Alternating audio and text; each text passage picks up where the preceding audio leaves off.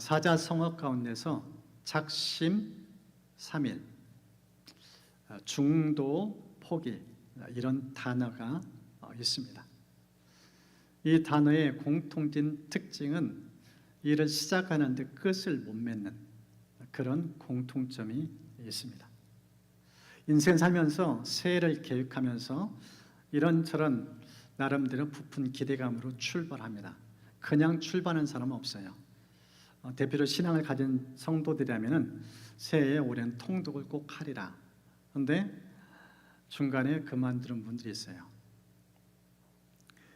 그런 경우를 가리켜서 작심삼일, 또 중도, 포기 이런 단어들을 종종 씁니다. 오늘 본문 내용을 보면은 이 스가랴 선지자에서 성전을 재건을 하다가 중도 하찬, 중도 포기한 이 스룹바벨을 격려하는 내용이 이제 담겨져 있습니다. 이 본문을 우리가 살펴보면서 우리도 인생 살다가 때로는 뜻하던 바가 잘 안 이루어지고 또 그것을 중간에 포기할 때 그때 다가오자 하나님의 위로, 격려, 또 북돋는 그 힘을 오늘 이 말씀을 통해서 공급받는 그런 은총이 있기를 주의로 축복합니다. 오늘 이 본문을 보면은 이 스가랴 선지자가 하나님의 환상을 보고 또 그 본 것들을 우리에게 들려주는 그런 내용입니다. 이 본문을 조금 더 이해하기 위해서는 이 스가랴서가 쓰여진 배경을 좀 이해해야 됩니다. 이 스가랴서는 유다 백성들이 70년 바벨론 포로 기간인데 그 포로 기간 도중에 고고로 귀환한 1차 이 포로 귀환한 사람, 그 중심의 지도자로 쓰임 받은 사람이 스룹바벨입니다. 이 이스라엘 백성들, 유다 백성들이 포로 귀환은 3번에 걸쳐 이렇게 진행되어집니다. 1차, 2차, 3차에 걸치는데 1차 때는 스룹바벨이 리더십을 쓰임받고 2차 때는 에스라, 3차 때는 느헤미야가 이렇게 귀환을 합니다. 그런데 이 스룹바벨 귀환에서 가장 먼저 한 일은 성전 재건입니다. 무너진 성전을 재건하는 데 그걸 쓰임받아요. 그런데 성전 재건을 열심히 하는데 문제에 봉착했어요. 이때 당시에는 이제 바벨론 정권은 무너지고 바사 정권이, 페르시아 정권이 등장했을 때입니다. 아닥다스다 왕이 통치하는 그 상황인데 열심히 성전 재건하는데 그 땅에 있는 이 사마리아인 또 이방인들이 이 성전 재건을 방해해요. 고소 고발을 해요. 왕에게 거짓말을 해요. 이 사람들의 성전 재건의 목적은 국가에 있는 세금을 안 내게 한 거다. 이들이 성전 짓고 예배 드리면 수많은 재정이 헌금으로 들어갈 거다. 그럼 왕 앞에 가는 세금을 못 낼 거다. 그럼 국가의 재정에 막대한 타격이 입힐 거다. 이런 거짓말을 해가지고 고소 고발을 한 거예요. 왕이 들으니까 설득력이 있어요. 국가 재정에 타격이 입는다니까. 그래서 왕명을 내려서 성전 중지, 건축하면 안 돼. 이래가지고 이 성전 재건 중지가 몇 년 갔는가? 자그마치 16년. 16년 동안 재건을 못한 상태예요. 그런 가운데서 이 스가랴 선지자에서 이제 성전 재건을 촉구하는 내용이 이 본문에 있는 모습입니다.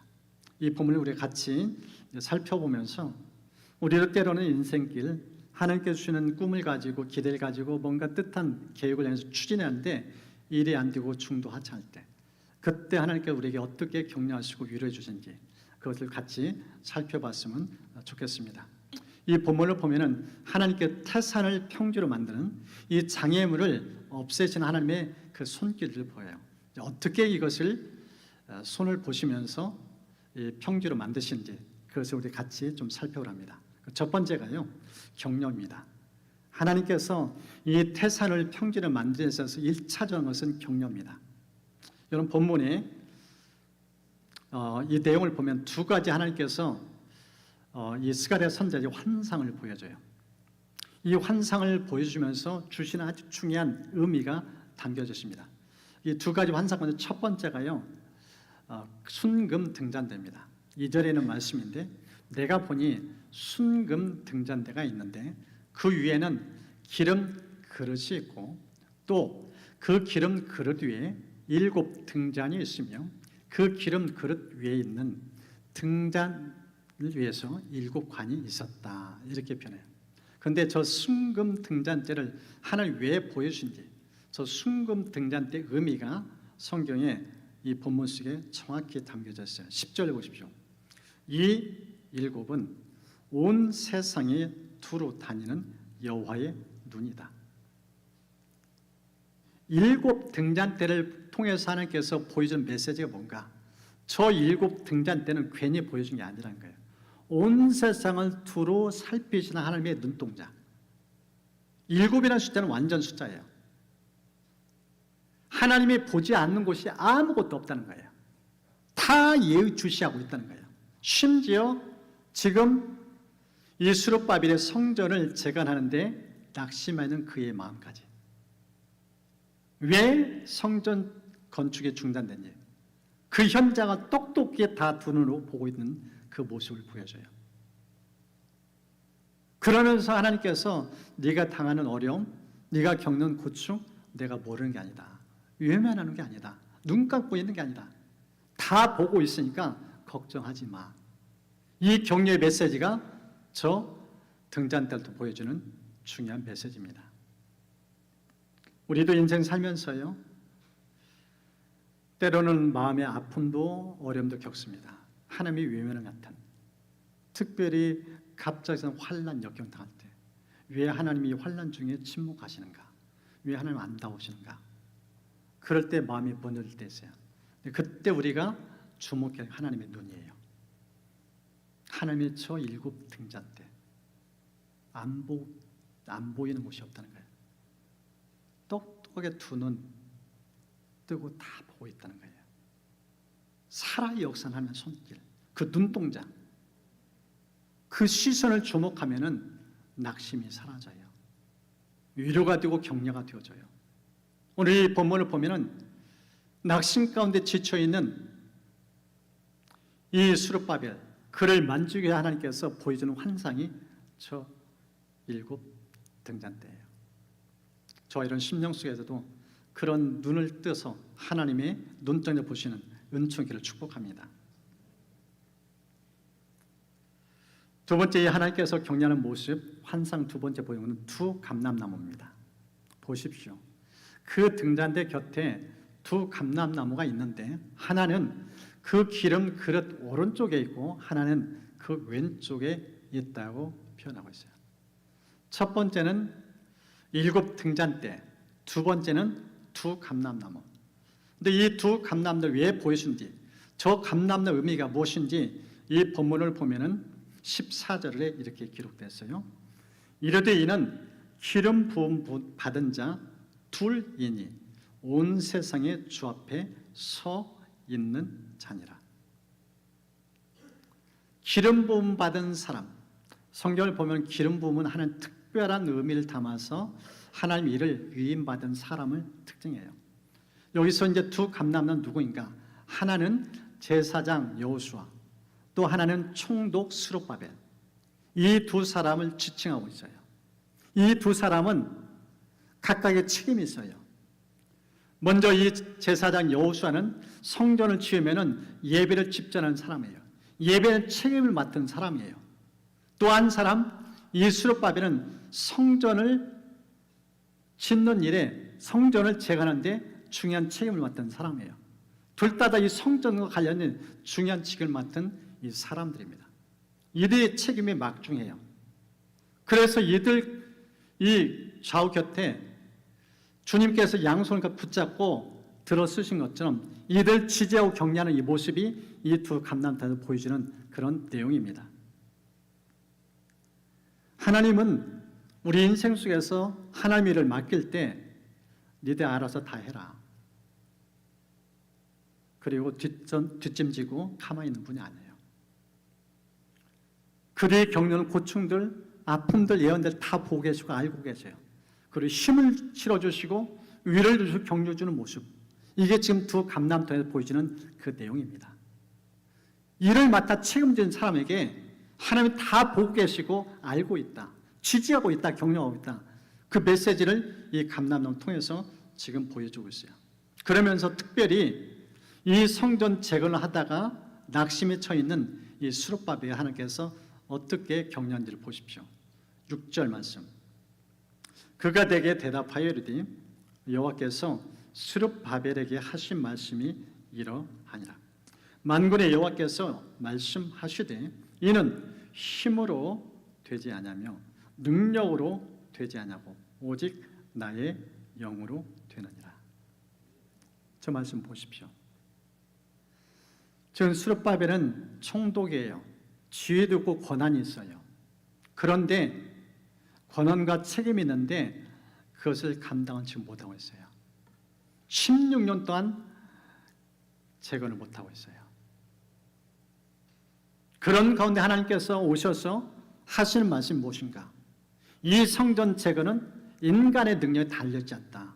너의 리더십에 좌우되지 않는다. 이 성전 재건을 누가 중심에서 이를 진두지휘하신가? 하나님 그분이다. 힘으로 능으로 되지 않는데 성령 그분이 함께하면 반드시 이 성전 재건 이루어진다. 그 메시지예요. 우리는 대개 일을 하면서 우리의 능력에 초점 맞춰요. 아, 저분은 은사가 많다. 재능이 많다. 참 일을 잘한다. 똑부러지게 한다. 그러면서 그의 능력에 초점을 맞춰요. 근데 어떤 분들은 그 능력이 다른 사람에 비해서 부족할 때 나는 이래서 못해 저래서 못해. 그래서 뒷공문에 빼요. 일을 안 하려고 해요.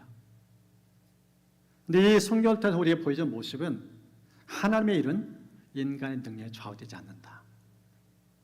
내 실력에 좌우되지 않는다. 내가 무능력하고 부족할지라도 능할 손길이 임하면 얼마든지 할 수 있다. 그 내용을 우리에게 보여주고 있어요. 하나님께서 저 여러분 심령 속에서 나의 능력을 믿고 일하는 것이 아니라 하나님의 절대 능력을 믿고 죄를 또 여러분 맡겨 있는 넉넉히 감당하는 그런 은총의 길을 축복합니다. 성경을 보면은 누가복음 5장에 시몬이 밤새도록 이 갈릴리 호수에 가서 그물을 던지면서 고기를 잡는 모습이 등장해요. 그런데 고기 한 마리를 못 잡아요. 그걸 빈배로 이제 호숫가에 나와서 그 그물을 씻어요. 허탈한 심정이에요. 실패 좌절감. 예수님이 보셨어요. 그리고 그의 배에 타시고 말씀하셔요. 깊은 데로 가서 그물을 던져라. 그 말 듣고 그가 가서 던져요. 그런데 똑같은 호수였는데 예수의 말씀 듣고 반응할 때와 자기의 뜻대로 했던 때 너무 차이가 있어요. 자기 열심히 했을 때는 고기 한 마리 없었어요. 그런데 예수님을 모시고 주님과 함께 갔을 때 그 말씀에 따랐을 때 2배가 가득할 만큼 엄청난 고기를 잡아요. 그때 그가 눈이 열려요. 그리고 인생을 새롭게 알게 돼요. 그가 이런 고백을 합니다. 주여 나를 떠나소서. 나는 죄인이로소이다. 예수님이 누구신지, 인생의 주인이 누구신지 정확하게 고백을 해요. 그동안 이 배의 주인은 자기 자신이었어요. 알고 보니까 자기 주인으로 한 것을 깨달은 거예요. 나는 피존에 지나지 않습니다. 당신이 내 배에 임한 순간 내 인생은 새로워졌습니다. 자기 존재를 주인으로 표현하고 있어요. 절대 능력 가지신 분. 이 갈릴리 호수를 뻔히 다 알고 물고기까지 주관하시는 그분. 그 임재 앞에 자기 실체가 발견된 거예요. 얼마나 무능력한지, 얼마나 부족한 존재인지. 그 앞에 무릎을 꿇어요. 오늘 본문에 등장하는 이스라엘을 보여주는 스룹바벨을 향하는 메시지. 성전 네 손으로 하는 게 아니다. 인간이 하는 게 아니다. 하나님의 일은 하나님이 하신다. 그것을 명확하게 보여주는 그런 내용입니다. 여러분들이 주님 앞에서 주께서 맡겨진 일을 할 때 여러분의 힘, 지혜가 아닌 정말 성령의 도우심을 통해서 하나님의 도우심, 하나님의 일하심이 생생히 드러나는 그런 은총의 길을 축복합니다. 이 본문을 보면은 태산을 평지로 만드시는 두 번째 모습입니다. 확신을 통해서 나타나요. 두 번째는 확신을 통해서 이 태산을 평지로 바꾸시는 그 모습이 있습니다. 이 본문은 7절에 이렇게 말씀해요. 큰 산아, 내가 무엇이냐? 네가 스룹바벨 앞에서 평지가 되려라. 이 말씀을 보면 아주 중요한 메시지가 담겨져 있어요. 지금 하나님께서 성전을 재건하다가 중단한, 중도하차한 이 스룹바벨에서 엄청난 격려와 이제 확신을 불어넣는 그 모습이 이 말씀에 담겨져 있어요. 이 말씀은 크게 둘로 좀 깊이 있게 좀 살펴보려 합니다. 그 첫 번째, 하나님께서 어떻게 확신 주신지, 이 첫 번째는요, 이 본문의 표현 그대로입니다. 장애물을 제거시켜줘요. 여러분 저 표현 보십시오. 저 큰 산은요 장애물이에요. 1차적으로는 지금 이 성전을 못 지게 만드는 절대 권력인 왕이에요. 왕의 칙령이 여전히 살아있어요. 그 명을 어기면 죽을 수도 있어요. 그리고 여전히 회방꾼들은 자기들 주변에 있어요. 그런 문제도 가득한 현장이에요. 그런데 지금 하나님께서 이 스가랴 선지를 통해서 스룹바벨에 주시는 메시지는 무엇인가? 큰 산이 문제가 아니다. 큰 산보다 더 크신 분이 계시다. 그분은 하나님이시다. 그분은 전능자시다. 그 하나님을 바라보라.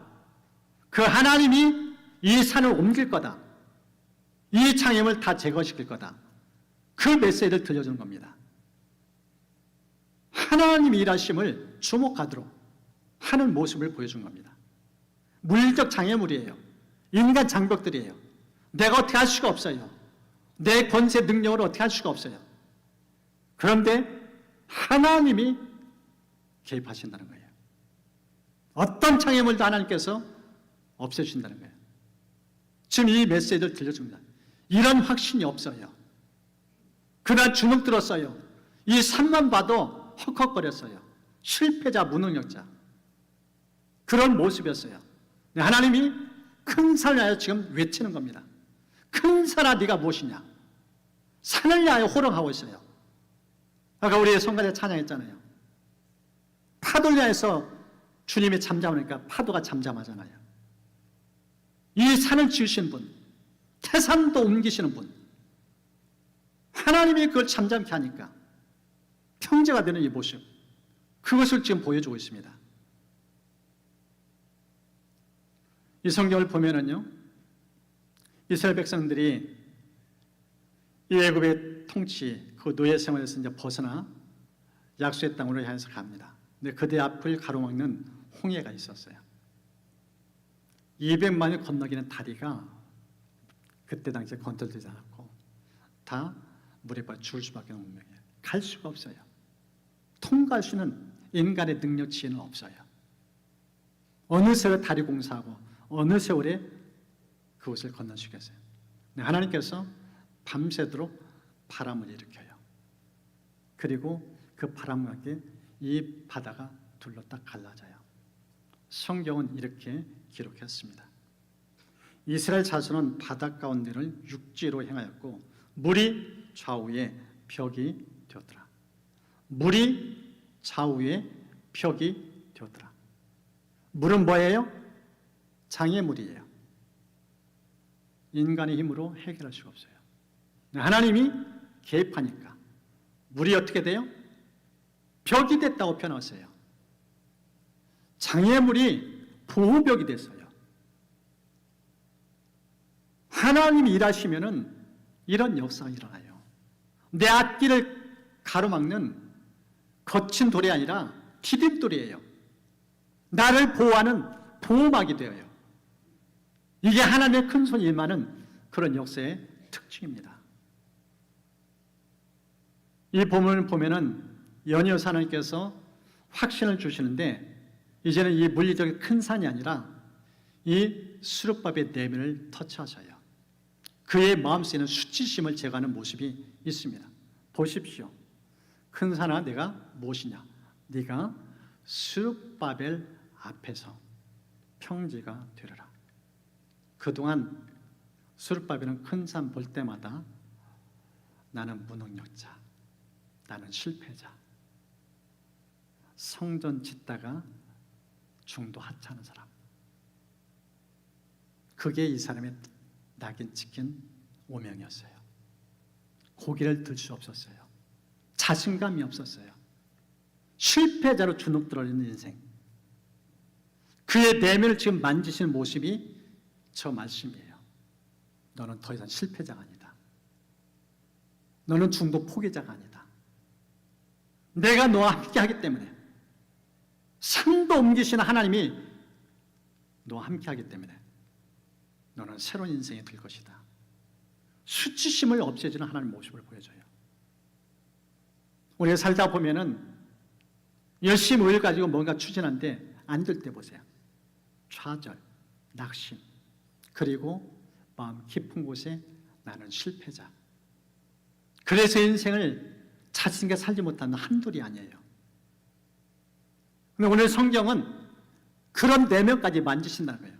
물리적인 큰 산뿐만 아니라 내 내면 깊숙이 뿌리내린 이 수치심까지 없애주시면서 확신을 불러일으키는 하나님의 손길, 그것을 보여줘요.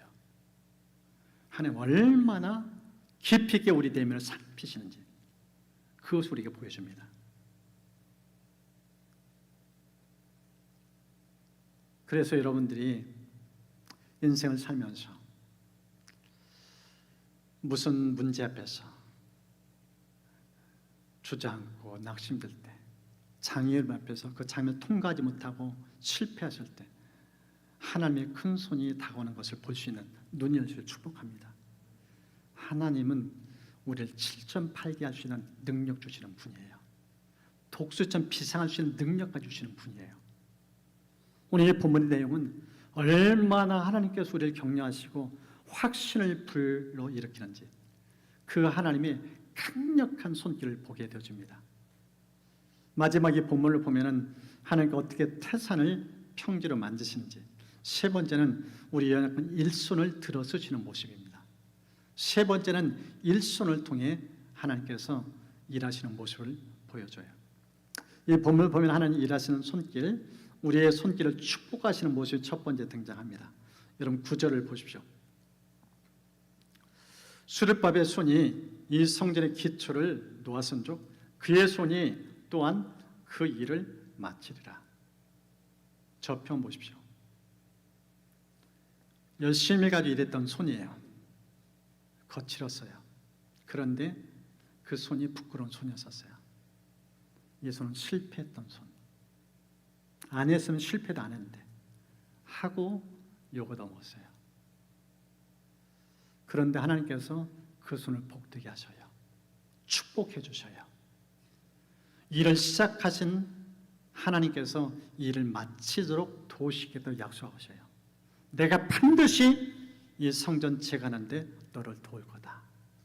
그리고 저 약속이 그대로 이루어져요. 10년 동안 중단했는데 4년 만에 재건을 해요. 하나님이 함께 하시면, 하나님이 개입하시면 아무리 오랫동안 주저앉은 일도 단숨에 재건되어져요. 회복되어져요. 그런 역사가 임합니다. 그 모습을 오늘 성경은 우리에게 보여주고 있어요. 계시록 보면은 이 사도 요한이 밤모습에 유배당해요. 이때 당시에 이 로마 치하에 도미티안 이 황제는요 악명이 높은 황제예요. 특별히 예수 믿는 사람, 대박해, 이런 박해가 없어요. 사자 밥이 되게 하고 사람 인명을 얼마나 무가책이었는지, 그의 손에 수많은 예수 믿는 사람이 죽었어요. 이제 사도 요한도 언제 죽을지 모르는 운명이에요. 윗담섬에 음식 공급도 안 되는 상황 속에서 언제 죽을지 모르는 운명이에요. 근데 그 현장에 주님이 찾아오셔요. 그러면 자신이 어떤 분인지 이렇게 소개합니다. 주 하나님이 이르시되 나는 알파와 오메가라. 이제도 있고 전에도 있었고 장차 올 자요 전능한 자라. 예수님께서 자신을 소개하는데 알파와 오메가 시작 그렇게 말씀하셨어요. 하나님의 시작이요 끝을 맺는 분이라는 거예요. 그러면서 부연 설명해요. 그 하나님이 어떤 분인가? 전능하시다. 지금 이 수룹바벨 성전 재건하다 중도 하차했고 언제 이것을 다시 이룰지 모르는 완전히 포기했던 상황인데 하나님 다가오셔서 하신 말씀, 저 알파 오베가로 말씀하신 거예요. 시작했는데 중도 하차 없다. 이제 다시 시작한다. 그리고 반드시 이 성전 재건한다. 그 약속을 들려주는 거예요. 여러분, 하나님 큰 손이 임하면은요 어떤 실패도 제기해요. 극복되어져요. 반드시 이루어집니다. 오늘 성경 바로 그 약속을 우리에게 들려주고 있습니다. 하나님께서 저런 심령에 이런 손들에 그런 복을 주시길 축복합니다. 두 번째 본문을 보면 이러한 손길, 즐겁게 하시는 모습을 보여줍니다. 10절 보십시오. 작은 일의 날이라고 멸시하는 자가 누구냐? 사람들이 수룹바벨 손에 다림줄이 있음을 보고 기뻐하리라. 저 다림줄이 무엇인지 저 사진 보십시오. 건축할 때 쓰는 아주 중요한 측량줄. 특별히 이 기울기가 혹시 건물 짓는 과정에서 제대로 지금 벽돌 쌓고 있는지 그걸 가늠할 때 저 측량줄이 필요합니다. 저 다림줄을 가지고 저 건축업자가 일하는 모습을 보여주잖아요. 벽돌 쌓는데 사람이 눈은 정확하지 않아요. 저 줄을 딱 대야 제대로 보여져요. 이 스룹바벨 손에 저 다림줄이 있는 저게 무슨 뜻인가? 성전 건축 정확하게 반듯하게 하나님께서 그 현장에서 하나하나 간섭하시고 돌보실 거다. 그 메시지예요. 전능하신 주의 동네 손길. 삐뚤어진 게 없어요. 무너지는 게 없어요. 척척척 진척되게 하시고 마침내 완벽한 완공이 될 수 있도록 그런 손길로 일하시는 모습을 저 다림통에서 보여주고 있어요. 그러니까 그 일하는 모습이 얼마나 기쁘겠어요. 즐겁겠어요. 무능했었는데 실패자였는데 하나님이 다가오셔서 복을 주시니까 그 손길을 축복하니까 일하는 게 즐거워요. 재밌어요. 신나요. 여러분 삶 속에 그런 중을 축복합니다. 하나님이 우리에게 맡겨진 일들을 할 때 신이 나야 돼요. 기뻐해야 돼요. 즐거워야 돼요. 마지못해 인상 속에 하는 그것은 일에 진척도 없고 그리고 일을 하면서 삐뚤삐뚤 그리고 무너져요. 하나님이 일하면서 기쁨 주시면 일이 잘 돼요. 형통하게 되죠. 완벽하게 되어져요. 내가 보고 탐복할 만큼 그런 역사가 일어납니다. 이 성경을 보면은 베드로의 모습 두 가지가 등장해요. 이 사본서 읽어나가면 베드로가요 하나님을 예수님을 신뢰하기보다 자기의 의가 강해요. 자기가 뭔가 좀 아는 척, 있는 척, 능력 있는 척 착각을 많이 해요. 그러면서 얼마나 자기를 드러낸지 몰라요. 대표적으로 성경에 보면은 마태복음 16에 이런 말씀이 있습니다. 이에 베드로가 예수를 따라 붙들고 주님 안 됩니다. 절대로 이런 일이 주님께 일어나서는 안 됩니다. 하고 말하면서 예수께 대들었다. 그러나 예수께서는 돌아서서 베드로에게 말씀하셨다. 사탄아 내 뒤로 물러가라. 너는 나에게 걸림돌이다. 너는 하나님의 일을 생각하지 않고 사람의 일만 생각하는구나. 저 내용이 어떤 건지 여러분 좀 아실 겁니다. 가이사 빌립보 쪽 가다가 예수님께서 물어봤어요. 너희는 나에 대해 누구를 알고 제대로 따르고 있느냐? 그때 시몬 베드로가 입을 열어 주는 그리스도시요 살아계신 하나님의 아들이십니다. 예수님이 칭찬해 줬어요. 제대로 정확하게 신앙 고백했다. 내가 누구인지 정확하게 알았다. 그러면서 그리스도라는 의미가 무엇인지, 인류의 죄를 대속하게 하여 예수님이 땅에 오셨고 마지막 십자가에 못 박혀 죽는 그 얘기를 설명해 줘요. 그 얘기를 듣고 시몬이 취한 태도가 저 말씀이에요. 예수님께 대들었다고 표현하셨어요. 자기 주장이 강해요. 자기 생각이 강해요. 예수는 그러면 안 되죠. 죽는다니요. 우리 함께 이 땅에서 영원토록 사셔야지. 그런 내용이에요. 자기의 자기 힘이 얼마나 강한지를 보여준 내용이 저 모습이에요. 그런 그가 이제 점점 힘이 빠져요. 그리고 자기의가 얼마나 모순이 드러나요. 그것이 예수님을 3번 부인하는 모습이에요. 자, 예수님을 지켜주겠다고 보호했던데 그걸 못 지켜요. 그리고 예수님을 부인해요. 저주까지 해요. 자기 안에 아무런 능력이 있음을 깨달아요. 그리고 그가 예수님의 음성 듣고 성령에 대해서 사모해요. 그리고 성령 충만을 받아요. 그때 이후에 그의 인생이 바뀌어져요. 그가 이 성령을 체험하면서 인생의 눈이 달라져요. 그가 쓴 편지에 이런 고백이 있습니다. 말씀을 전하는 사람은 하나님의 말씀만을 전하는 사람이 되고, 봉사하는 사람은 하나님이 주시는 힘으로 남을 도우십시오. 무슨 일을 하든지 예수 그리스도를 통해 하나님께서 영광을 받으시도록 하기 바랍니다. 그분에게 영광과 능력이 영원토록 함께 하기를 바랍니다. 베드로의 모습은 없어요. 자기는 완전히 사라졌어요. 하나님 일을 하는데 뭐라고 조언하고 있는가? 하나님 주시는 힘으로 봉사하라. 자기 힘이 없어요. 자기 능력이 없어요. 그리고 그 힘의 근원이 누군가? 예수 그리스도.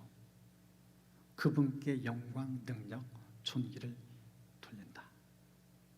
오직 예수예요. 이게 신앙이에요. 이게 기쁘게 주님을 섬기는 사람의 지혜예요. 오늘의 본문은 우리에게 아주 인생에 대한 2가지의 교훈을 들려줍니다. 인간은 연약하다, 무능하다. 총독이라고 모든 걸 다 하는 게 아니다. 우리 앞에 큰 산은 끊임없이 우리를 도전한다, 위협해 온다. 그래서 실패자, 패잔병으로 만든다. 그런 우리에게 오늘 성경 또 다른 그림을 보여줍니다. 너는 연약하고 작고 모나죠, 무능력자지만 전능자와 함께하면 기적은 일어난다. 큰 산은 평지가 되어진다. 장애물은 하나님의 능력을 경험하는 도구가 되어진다. 그런 메시지를 들려줍니다. 오늘 이 본문을 통해서 큰 산을 평지로 만드는 3가지를 함께 나눴습니다. 그 첫 번째가 격려입니다. 지금 지쳐 있어요. 낙심해 있었어요. 그의 마음을 먼저 부추겨 일으키기 위하여 환상을 보여줘요. 금 등잔대를 보여주시고 2 감람을 보여주시고, 그리고 확신을 불러일으켜요. 큰 산아 무엇이냐? 네가 수르바벨에서 평지가 되리라. 얼마나 강력한 힘을 공급하는지 그것을 보여줍니다. 마지막에는 그의 부끄러운 손 축복해줘요. 다림길까지 주면서 성전 건축이 얼마나 반듯하게 되어질 것인지 그 모습을 보여줍니다. 오늘 주신 말씀을 마음에 새기면서 우리 함께 찬양의 기도로 나아가도록 하겠습니다.